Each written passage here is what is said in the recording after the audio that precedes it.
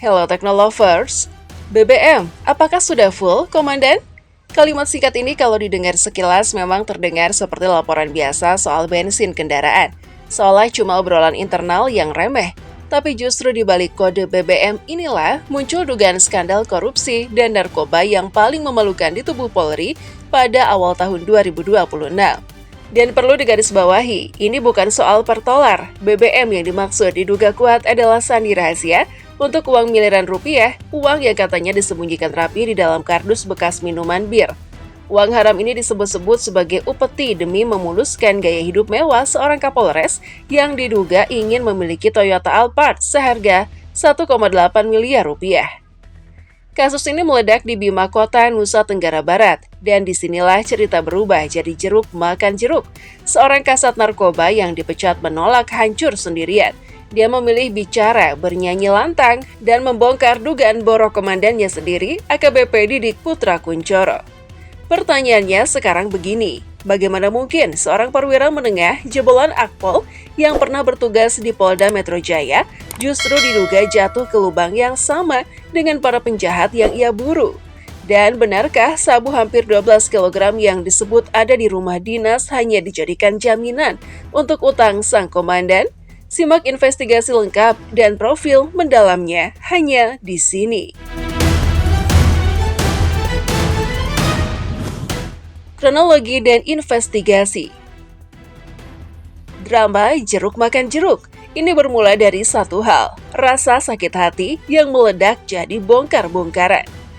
Tokoh kuncinya adalah AKP Malaungi, mantan Kasat Reserse Narkoba Polres Bima Kota.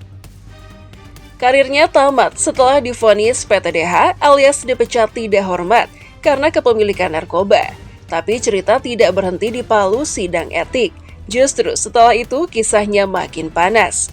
Melalui kuasa hukumnya, Malaungi menegaskan bahwa dia hanya pion yang dikorbankan. Menurut pengakuannya, semua tindakannya dilakukan karena perintah tegak lurus dari atasannya, sang Kapolres.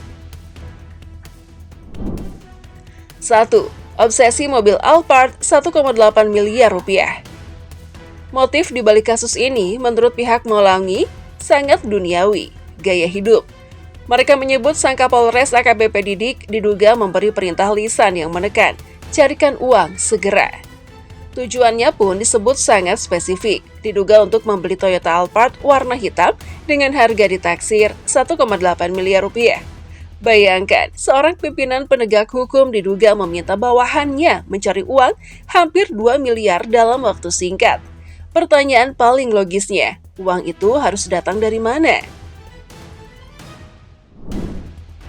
2. Kesepakatan terlarang dengan bandar. Karena terdesak perintah komandan, Malaungi mengaku mengambil jalan pintas yang fatal. Dia menghubungi musuh yang seharusnya dia buru, seorang bandar besar bernama Koko Erwin. Dan di titik ini, menurut pengakuan pihak Malaungi, terjadilah transaksi setan. Malaungi meminta dana talangan, dan Koko Erwin disebut sanggup menggelontorkan uang tunai 1 miliar rupiah sebagai tahap awal. Tapi ingat, di dunia hitam, uang tidak pernah jatuh dari langit secara gratis. Sebagai jaminan atas dana 1 miliar rupiah itu, Malaungi disebut harus bersedia menjadikan rumah dinas Kasat Narkoba sebagai tempat penyimpanan. Disinilah muncul klaim yang bikin publik merinding. Disebut ada barang bukti sabu seberat 488 gram dan juga disebut hampir 12 kg yang disimpan di sana. Rumah negara yang seharusnya jadi benteng anti narkoba malah diduga berubah fungsi menjadi gudang logistik bandar. 3. Kode BBM full dan kardus bir. Bagian ini yang membuat kasusnya terasa seperti operasi yang dirancang rapi. Uang 1 miliar rupiah dari bandar itu disebut tidak diserahkan langsung. Menurut cerita yang beredar, uang ditransfer bertahap ke rekening seorang wanita perantara, lalu dicairkan tunai oleh Malaungi di Mataram. Agar tidak mencolok, tumpukan uang itu dimasukkan ke dalam kardus bekas minuman bir. Kardus ini dipilih karena terlihat sepele, terlihat seperti sampah. Siapa yang akan curiga bahwa kardus minuman menyimpan uang miliaran? Setelah kardus itu disebut berpindah tangan ke ajudan Kapolres, muncul potongan komunikasi yang kini viral. Sang Kapolres diduga mengirim pesan WhatsApp, "BBM apakah sudah full?" Dan Malongi menjawab, "BBM sudah full, Komandan."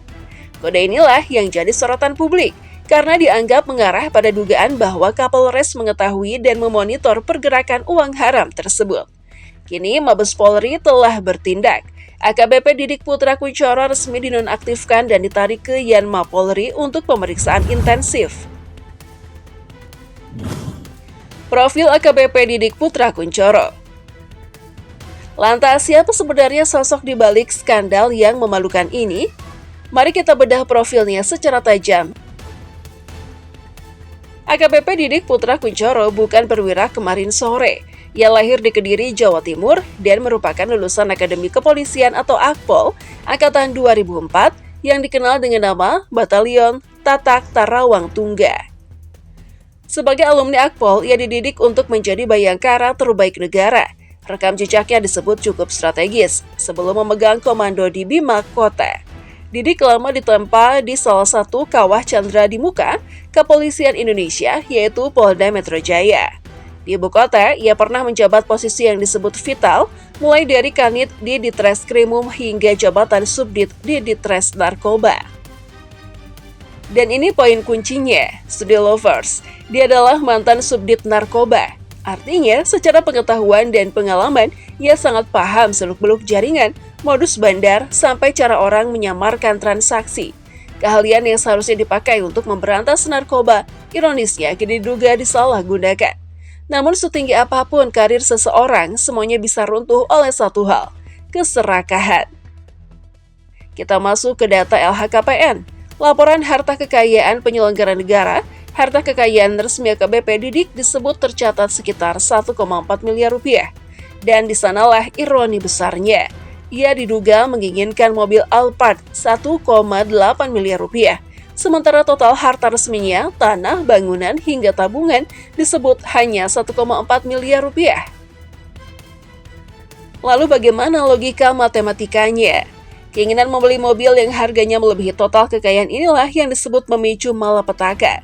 Gaya hidup hedonistik yang tidak selaras dengan profil gaji seorang Kapolres yang disebut rata-rata 5-6 juta plus tunjangan.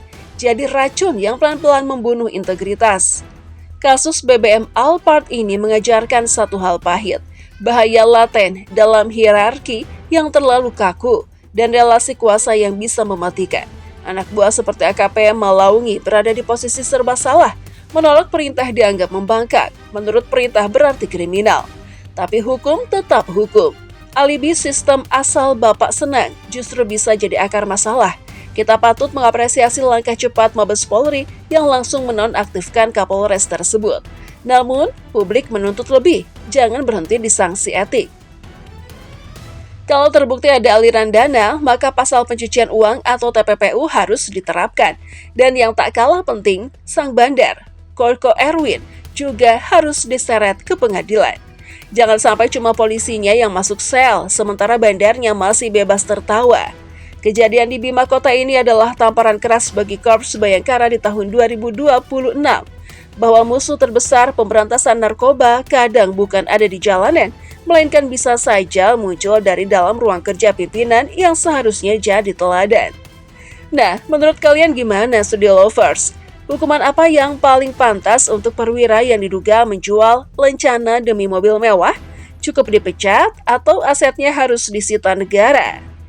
Tulis komentar kalian yang pedas tapi tetap bijak di bawah. Kita diskusi bareng. Dan jangan lupa dukung kami dengan cara subscribe, like, komen, dan share video ini. Sampai jumpa di video berikutnya ya.